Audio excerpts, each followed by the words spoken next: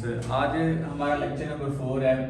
इस lecture number 4 के अंदर हम फाइंड आउट करेंगे कि किसी भी ऑब्जेक्ट का जो सेंटर ऑफ ग्रेविटी होता है वो किस पॉइंट पे आ रहा है।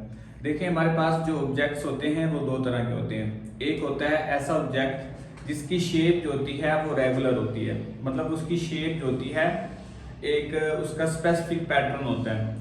और कुछ ऐसे ऑब्जेक्ट्स होते हैं जिसकी शेप जो होती है वो इरेगुलर शेप होती है। लाइक एग्जांपल, जैसे हमारे पास स्टोन है, कोई पत्थर है या फिर कोई ईंट का टुकड़ा है, तो उसकी जो शेप होती है वो इरेगुलर शेप होती है। तो कुछ शेप ऐसी होती हैं जो हमारे पास क्या होती हैं, रेगुलर शेप होती हैं। जैसे हमारे पास ये मार्कर है तो इसकी शेप जो है वो क्या रेगुलर शेप है। इसी तरह से हमारे पास सपोज करें जैसे ये एक प्रिज्म है, इसकी जो शेप है वो भी हमारे पास क्या है कि रेगुलर शेप है। तो जो रेगुलर शेप के ऑब्जेक्ट्स होते हैं उसको हम सिमेट्री का भी नाम देते हैं। तो आज के लेक्चर के अंदर हम फाइंड करेंगे centre of gravity of some symmetrical object है। सिमेट्रिकल ऑब्जेक्ट का मतलब है कि इसकी जो शेप है वो हमारे पास क्या है, रेगुलर है। इसकी शेप जो है वो हमारे पास क्या है, रेगुलर शेप है।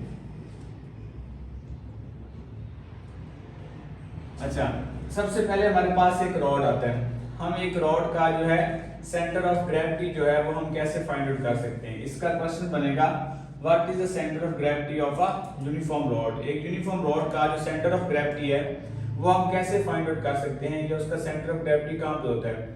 तो जो रॉड होता है उसका सेंटर ऑफ ग्रेविटी वो पॉइंट होता है जहाँ पे वो रॉड जो होता है वो बैलेंस हो जाता है।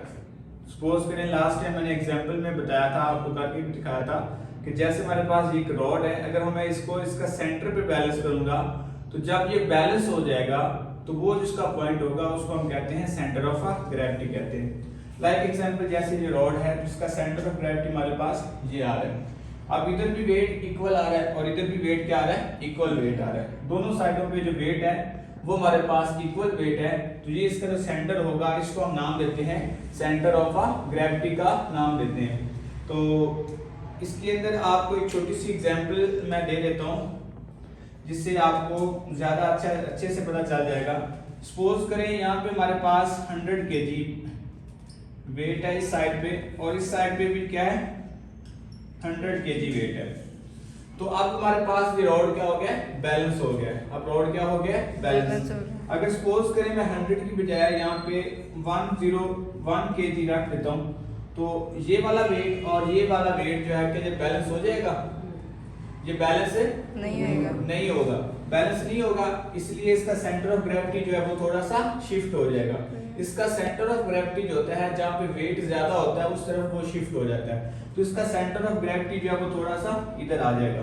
ठीक है, तो इसका सेंटर ऑफ ग्रेविटी जब हम वेट को चेंज करेंगे, एक लेफ्ट हैंड साइड का वेट और राइट हैंड साइड का वेट जब हम चेंज करते हैं तो सेंटर ऑफ ग्रेविटी जो होता है वो क्या हो जाता है, शिफ्ट हो जाता है। ठीक है, लास्ट टाइम मैंने एक एग्जांपल के साथ एक बच्चे को बताया था कि जब हम एक टांग पे खड़े होते हैं, ऐसे इजीली हम एक टांग पे खड़े हो जाते हैं। ठीक है, तो जब हम इसी एक टांग पे जब दीवार के साथ बिल्कुल एक टांग पे लगाएं तो हम एक टांग पे खड़े नहीं होते। क्यों नहीं होते, क्योंकि हमारा सेंटर ऑफ ग्रेविटी जो है वो शिफ्ट हो चुका हुआ है। ठीक है, तो इसी तरह से आगे हमारे पास है कि एक रेक्टेंगुलर शेप जो होती है या फिर एक स्फीयर जो होता है उसका हम सेंटर ऑफ ग्रेविटी कैसे फाइंड आउट कर सकते हैं। एक रेक्टेंगुलर शेप जो होती है ये हमारे पास एक सिमेट्रिक शेप है, और एक स्फीयर जो है ये भी एक सिमेट्रिक शेप है।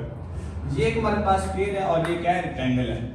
तो इसका centre of gravity find out करने के लिए हम क्या करते हैं, इसके जो डायगोनल का इंटरसेक्शन होता है। डायगोनल क्या होता है, आपने मैथ में भी पढ़ा होगा, डायगोनल मैट्रिक्स। डायगोनल मैट्रिक्स का मतलब डायगोनल वो होता है जो एक कॉर्नर से स्टार्ट पॉइंट होता है, एक लाइन जो एक कॉर्नर से दूसरे कॉर्नर तक जो लाइन होती है उसको हम कहते हैं डायगोनल कहते हैं। जो डायगोनल, एक ये डायगोनल आ रहा है हमारे पास, इसमें दो डायगोनल है, एक ये डायगोनल है और एक ये डायगोनल है।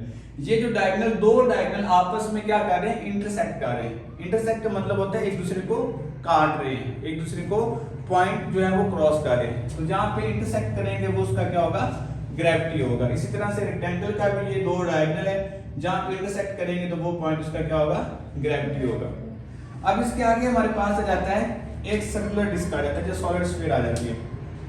इसमें तीन नाम दिए हुए हैं, सर्कुलर डिस्क, जो एक सर्कल की फॉर्म में एक डिस्क होती है वो हमारे पास वो होती है, और एक सॉलिड स्फीयर, जो सॉलिड स्फीयर है वो हमारे पास दी हुई है, और एक हॉलो स्फीयर दी हुई है। मतलब हमने तीनों का जो है, हॉलो स्फीयर जो होती है वो अंदर से खोखली होती है, अंदर से खाली होती है। हॉलो स्फीयर, सॉलिड स्फीयर, और इसके बाद जो डिस्क है उसका हम एक सेंटर ऑफ ग्रेविटी है वो हम फाइंड आउट कर सकते हैं। तो ये हमारे पास एक सर्कुलर शेप है। इस सर्कुलर शेप के अंदर हम इसका कैसे फाइंड आउट कर सकते हैं, जब दो डायमीटर आपस में क्रॉस करते हैं। आपको पता है सर्कल का डायमीटर क्या होता है? अ लाइन, डायमीटर की डेफिनेशन जो होती है वो हमारे पास ये होती है, a line which are passing through the centre of a circle and it cuts two equal parts. एक जो सर्कल होता है, ये हमारे पास सपोज करें एक सर्कल है, ये एक सर्कल है, ये इसका सेंटर है। एक लाइन जो सेंटर में से पास हो, ऐसी लाइन जो सेंटर में से पास हो और सर्कल को इक्वल पार्ट्स में कट कर दे। अब देखिए इसने इक्वल पार्ट्स में कट कर दिया, आधा सर्कल ऊपर रह गया और आधा सर्कल नीचे रह गया, तो ये होता है डायामीटर। जब दो डायामीटर एक दूसरे को कट करते हैं, जिस पॉइंट पर कट करेंगे, जिस पॉइंट पर वो इंटरसेक्ट करेंगे, वो उसका होगा सेंटर ऑफ अ ग्रेविटी। तो ये हमारे पास इसका आ जाता है सेंटर ऑफ ग्रेविटी। एक डायमीटर ये आ रहा है और एक डायमीटर इसका ये है, तो ये इसका क्या है, सेंटर ऑफ अ ग्रेविटी है। अब हम बात करते हैं एक ट्रायंगल शेप की।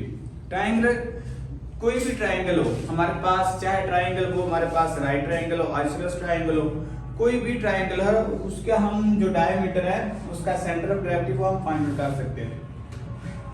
तो उसका